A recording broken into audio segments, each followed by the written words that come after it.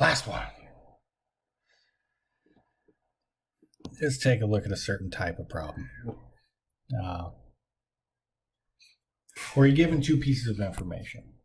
A little something about alpha and what quadrant it's in.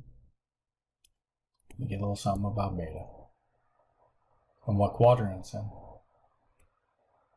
And you're asked to host questions. I wouldn't ask you what sign of alpha was. I just wouldn't. I wouldn't ask you what sign of beta was. But asking you something like what sign of alpha plus beta, cosine alpha plus beta, or tangent of alpha plus beta adds a freaking looping. It's just kind of the training wheels. Dude, all we're doing, make a triangle. It's the same. If you watch the last one, it's the same game. Just a little different. Actually, let's do this. Let's make two different triangles.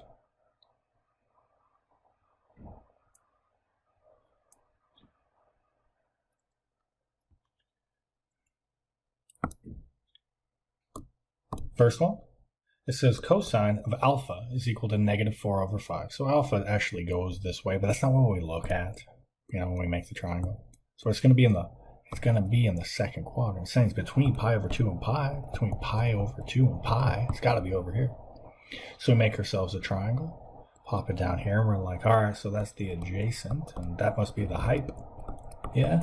So the adjacent's -4, and that makes sense, doesn't it? That the adjacent would be there on the negative x-axis and the 5. Cool. So we know it's a 3, 4, 5 triangle. So I'm just going to pop in this +3. Cool. Now again, alpha actually comes from here, but we'll look at the triangle in that point. All right, our next. Now this is my favorite game, and I like doing this on tests, and I got a lot of y'all to fall for it on the first test. I'm going to try and get you to fall for it on the second test, and I'm going to try and get you to fall for it on the third test too. So I'm going to continue playing this game with you. I'm going to give you a positive tangent or a positive cotangent. I'm going to put you in the third quadrant, and I'm going to bank on you forgetting to put in your signs. So here it goes. This is tangent of beta is 2/3. So if you don't put this in a quadrant, there's no way you're going to see it. Well, maybe you will. There's no way. It's an absolute. So let's make a triangle, not to scale, just in the third quadrant. Because it says we're between pi and 3 pi over 2. Between pi and 3 pi over 2. We got to be in there. So it says our opposite's going to be 2 and our adjacent's going to be 3, but that can't be freaking right. That's the negative x value and the negative y value. So it has to be -2. That's got to be -3. Oh shoot, so now we go get our other side. We're like -2 squared plus -3 squared is equal to our c squared. So 4 plus 9 is 13 is our c squared. I think c is equal to the square root of 13. We know it's positive because we're talking about the hypotenuse. Let's go. I think we have enough information to be able to go and find out what's happening with this. That's actually beta going all the way around the circle, but we look at the triangle that gets formed in that quadrant. Sweet. Let's move stuff over. And let's start using our head, huh? Start using our head. So our sine of alpha is going to be equal to, we go from here, that's 3/5. Our cosine of alpha, well, that's going to be our -4/5. We already knew that. I just like to organize them up and then be like, well, what's sine of beta? Sine of beta is going to be our -2/√13. And then we're going to go with cosine of beta, and now we're going to get that -3/√13. With these 4 pieces of information, we can solve any sum and difference. We can solve anything we need to do, even that tangent down there. So here we go. Let's just pop in our answers. First, sine of alpha, what was that, 3/5. There you go. There's our solution for that one. Sine of beta, it's right over there. It's our -2/√13. Cool. So we solve that stuff up. But really, I wouldn't ask you that because you got to find all that shit anyway to go find 3, 4, and 5. So sine of alpha plus beta is, so this is for number 3, sine of alpha plus beta is equal to sine alpha cosine beta. Keeps the same sign. Then we go, cosine alpha sine beta. So let's just replace in with what it equals. So sine of alpha is 3/5. Cosine of beta is -3/√13. Cosine of alpha is -4/5. And sine of beta is -2/√13. Let's zoom on in and see what we got. Looks like we're going to end up with a 5 root 13 in the bottom. If you want to rationalize that, you go right ahead. I'm going to hang out and leave it in non-here. Not rationalized. Let's say mastery of the English language. I do not possess it.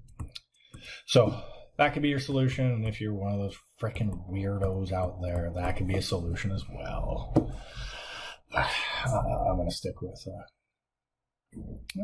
what the hell? I'm going to put it in. I'll let you figure out how that one popped in. Cool. Now we're going to go find cosine of alpha plus beta. Now, what happens if you get a different denominator when you do this? You did something wrong. You're going to end up with a 5 root 13 or a 65 in the denominator. You did something wrong. So, right? So sine and cosine have the same denominator. So we get cosine alpha, cosine beta. We don't keep the same sign, and we get sine of alpha, sine of beta. We go and pop things in where they go. Cosine of alpha is negative 4 over 5. Cosine of beta is negative 3 over root 13. We got sine of alpha is going to be 3 over 5. We got sine of beta is going to be negative 2 over root 13. When we put it all together, we're going to get a positive 12 plus, looks like a 6 right over that 5 root 13. So we could leave this here as 18 over 5 root 13, and it would match up nicely with that one. But I could also bring this and make it 18 root 13 over 65. I'm going to choose to use this one. Just rationalize it. All we're doing is just this. You know what I mean? And the root 13. What's root 13 times root 13? 13. What's 13 times 5? 65. So there's our next one. So we got, oh man, we're almost done. We are almost done. We're done. We did it. Woo! Don't you see? Don't you see it's over? Don't you see it's over? Isn't sine over cosine? This over this? The numerators? Negative root 13 over 18 root 13. So negative 1 over 18 is our tangent of alpha plus beta. What? What? That seems wrong. It seems wrong. Did I make a mistake? You should let me know. It feels wrong. How clean that came out. I wasn't expecting it. Was not expecting it. But that's good news. Yeah, I guess it would be negative 1 over 18. I mean, even from back here, wouldn't it? A sine error? Wow, how cool.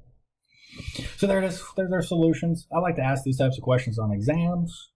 So do a lot of other teachers. It's a good game to be able to play, to have it all dialed in, make your triangles. We'll play a lot of these games again when it comes to our double angles in the next section. So get familiar with it. See you.